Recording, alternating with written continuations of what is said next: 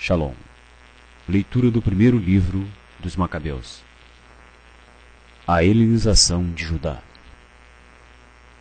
Alexandre Magno. Capítulo 1. Alexandre, o macedônio, filho de Filipe, já reinava na Grécia quando saiu das terras dos Ceteus e derrotou a Dario, rei dos persas e dos medos. Travou numerosas batalhas, conquistou muitas fortalezas e matou os reis da terra. Chegou até os confins do mundo e apoderou-se dos despojos de uma multidão de nações. A terra emudeceu diante dele. Seu coração se exaltou e ele se ensoberbeceu, mobilizou um exército poderosíssimo e subjugou os territórios e os soberanos das nações, obrigando-os a lhe pagarem tributo. Certo dia, ficou doente e percebeu que ia morrer. Chamou seus altos oficiais, que tinham sido seus companheiros desde a juventude, e ainda em vida repartiu entre eles o reino. Alexandre reinou durante 12 anos e morreu.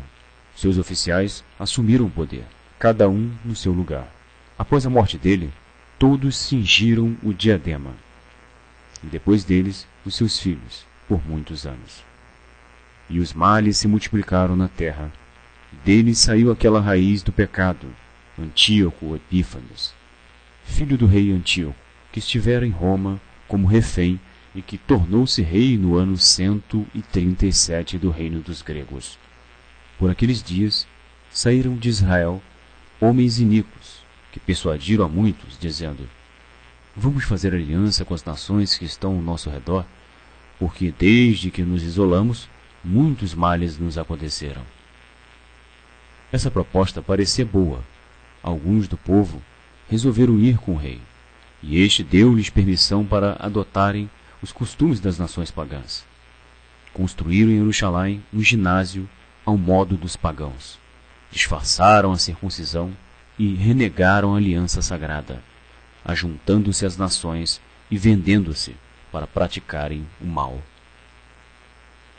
Subtópico: Campanha do Egito e saque do templo.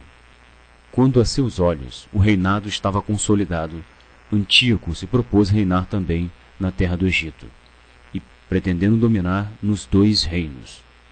Invadiu o Egito com um exército imponente, com carros e elefantes, cavalaria e muitos navios.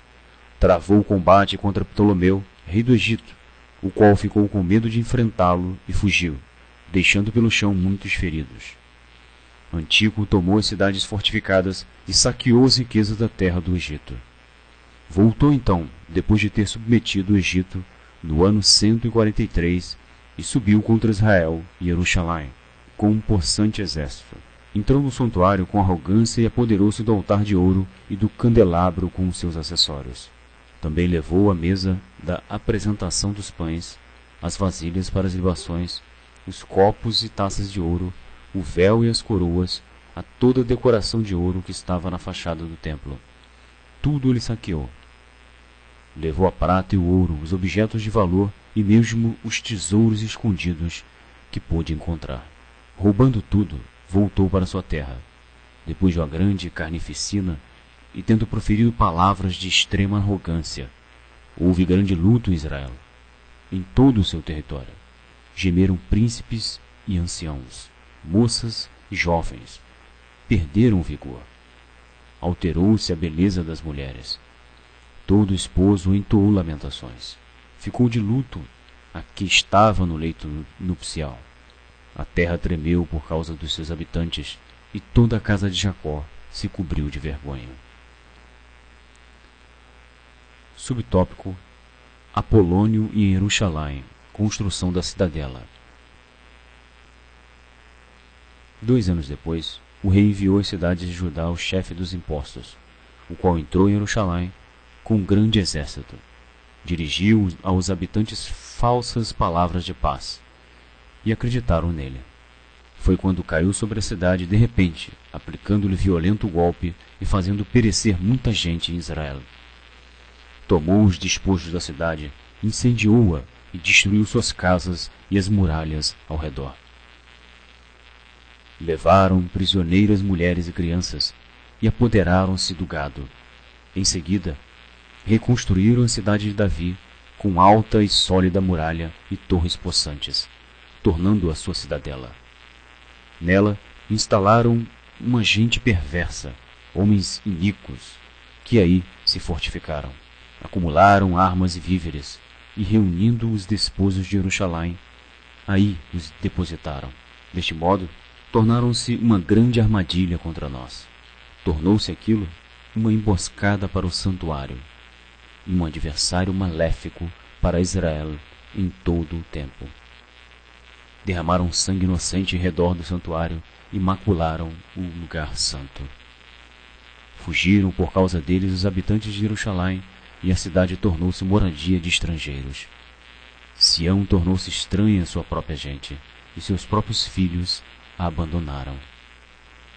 Seu santuário ficou desolado como um deserto, suas festas se tornavam em luto, seu Shabatot em vergonha, e sua honra em nada. Como fora grande a sua glória, multiplicou-se a sua ignomínia, e a sua exaltação se converteu em luto.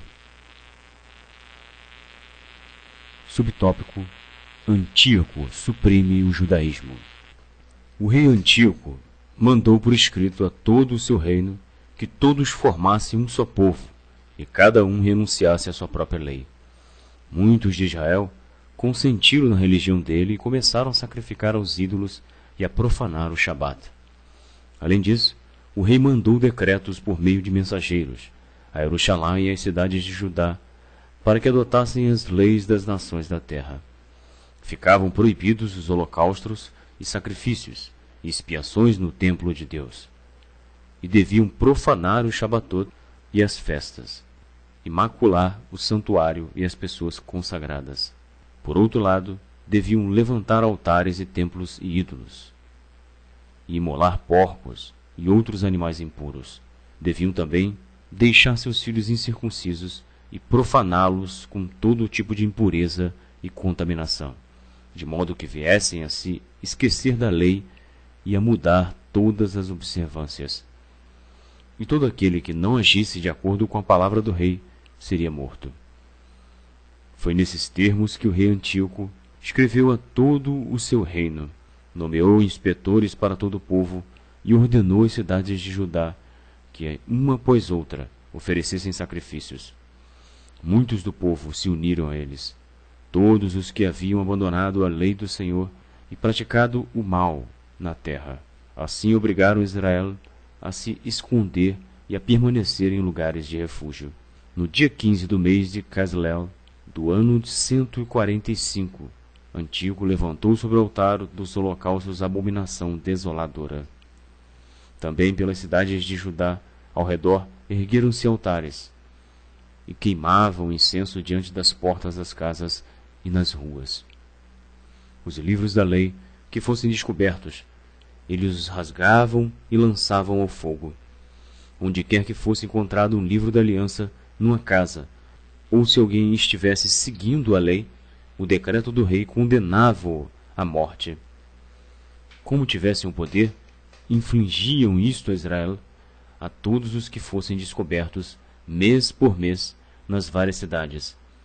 No dia 25 de cada mês, ofereciam sacrifícios no altar, que foram erigidos sobre o altar dos holocaustos. As mulheres que haviam circuncidado seus filhos eram punidas por morte, segundo o decreto, sendo seus filhinhos estrangulados, as casas destruídas, e mortos também os que haviam praticado a circuncisão.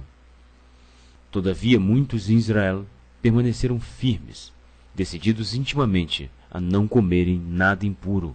Preferiram morrer a se contaminar com esses alimentos, profanando a aliança sagrada.